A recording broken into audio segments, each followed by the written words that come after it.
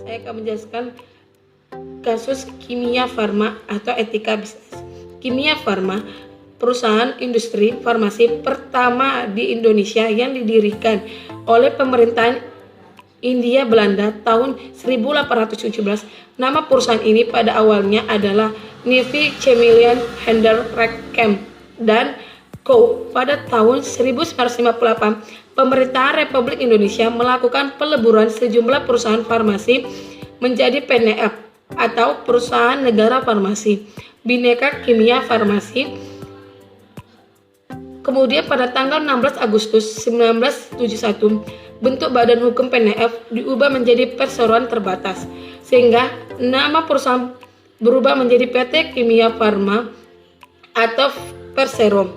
Latar belakang pada audit upaya yang dilakukan pemerintah dalam mewujudkan prinsip good corporate governance guna memperbaiki kinerja perusahaan, khususnya BUMN di Indonesia adalah dengan dikeluarkannya keputusan Menteri Negara Badan Usaha Milik Negara nomor Kep garis 117 garis miring M strip MBU strip 2002 tentang penerapan praktik good corporate governance pada Badan Usaha Milik Negara atau BUMN. Pasal 2 yang mewajibkan BUMN menerapkan good corporate governance secara konsisten. Pada tanggal 31 Desember 2001, manajemen Kimia Farma melaporkan adanya laba bersih sebesar 132 miliar dan laporan tersebut diaudit oleh Hans Tuan Kota N. Mustafa atau HTM. Akan tetapi Kementerian BUMN dan Bapeda menilai bahwa laba bersih tersebut terlalu besar dan mengandung unsur rekayasa setelah dilakukannya audit ulang.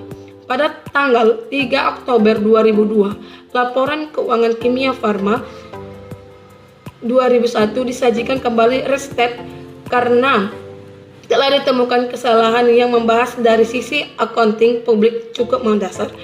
Permasalahan kasus skandal manipulasi laporan keuangan PT Kimia Farma, Badan Pengawas Pasar Modal melakukan pemeriksaan atau penyidikan baik atas manajemen lama direksi PT Kimia Farma ataupun terhadap akuntan publik Hans Tuanakota dan Mustafa dan akuntan publik atau Hans Tuanakota dan Mustafa harus bertanggung jawab karena akuntan publik ini juga yang mengaudit Kimia Farma tahun buku 31 Desember 2001 dan dengan yang interim 31 Juni tahun 2002. Keterkaitan akuntan terhadap skandal PT Kimia Farma, mengidentifikasi dan menilai risiko etika dampak terhadap profesi akuntan menurut Darmawati, Komisiah dan Rika tahun 2004.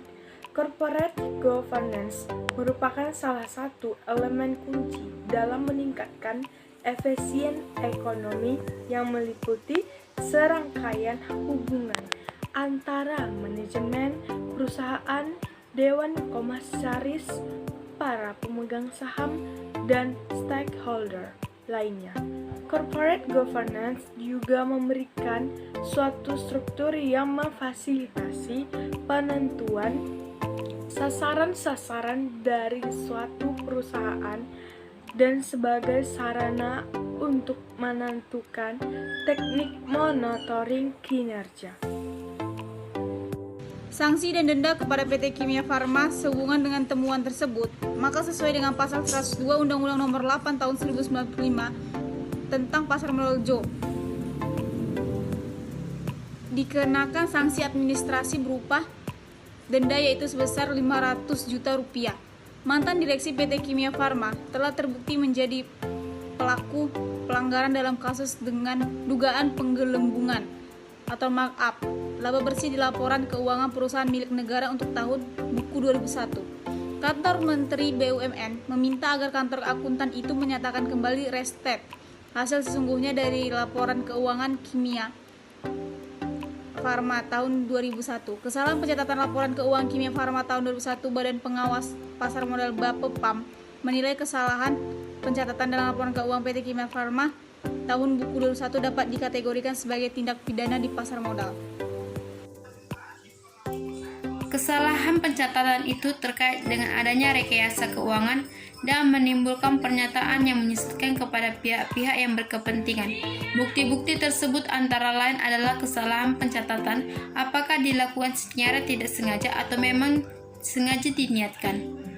Aktivitas manipulasi pencatatan laporan keuangan yang dilakukan manajemen tidak terlepas dari bantuan akuntan. Akuntan yang melakukan hal tersebut memberikan informasi yang menyebabkan pemakai laporan keuangan tidak menerima informasi yang fair. Akuntan sudah melanggar etika profesinya. Pembahasan upaya yang dilakukan pemerintah dalam mewujudkan prinsip-prinsip good corporate governance guna memperbaiki kinerja perusahaan, khususnya BUMN di Indonesia adalah dengan dikeluarkannya Keputusan Menteri Negara Badan Usaha Milik Negara Nomor Cap 117 MMBU 2002 tentang penerapan praktik good governance pada badan usaha milik negara atau BUMN. Pasal 2 yang mewajibkan BUMN menerapkan good governance secara konsisten. Dalam kasus antara kantor akuntan pabrik HTM dan Kimia Farma, pengidentifikasian dan penilaian risiko etika dapat diaplikasikan pada tindakan sebagai berikut, seperti melakukan penilaian dan identifikasi para stakeholder HTM, mempertimbangkan kemampuan sumber daya manusia HTM dengan ekspektasi para stakeholder, dan menilai resiko ketidaksanggupan sumber daya manusia HTM dalam menjalankan tugas audit, mengutamakan reputasi kantor akuntan pabrik HTM, menerapkan strategi dan menjalankan taktik dalam membina hubungan strategis dengan stakeholder. Kantor akuntan pabrik HTM dapat melakukan pengelompokan stakeholder dan merating dari segi kepentingannya, dan kemudian menyusun rencana untuk berkolaborasi dengan stakeholder yang dapat memberikan dukungan dalam menciptakan strategi yang dapat memenuhi harapan para stakeholder HTM. Pembahasan dari sisi akuntan publik, penyalahsajian laporan keuangan yang merupakan indikasi dari tindakan yang tidak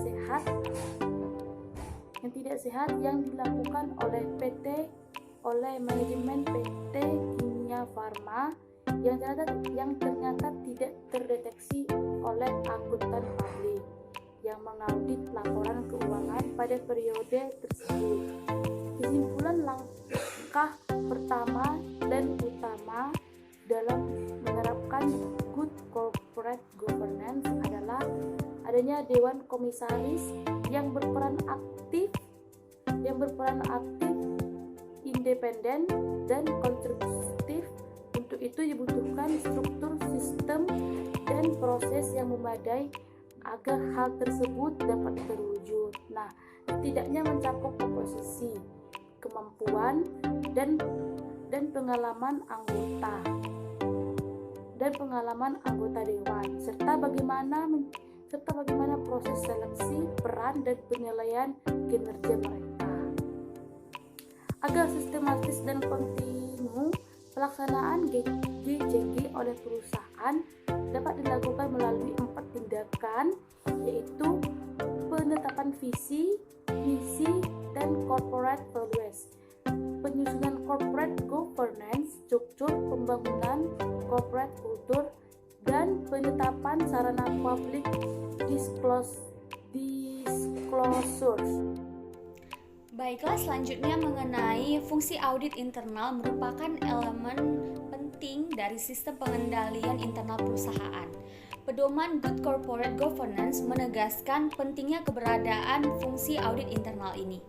Fungsi ini harus dilakukan oleh pihak yang terpisah dari operasional perusahaan sehari-hari dan dapat dilakukan oleh pihak internal perusahaan maupun eksternal perusahaan seperti auditor eksternal.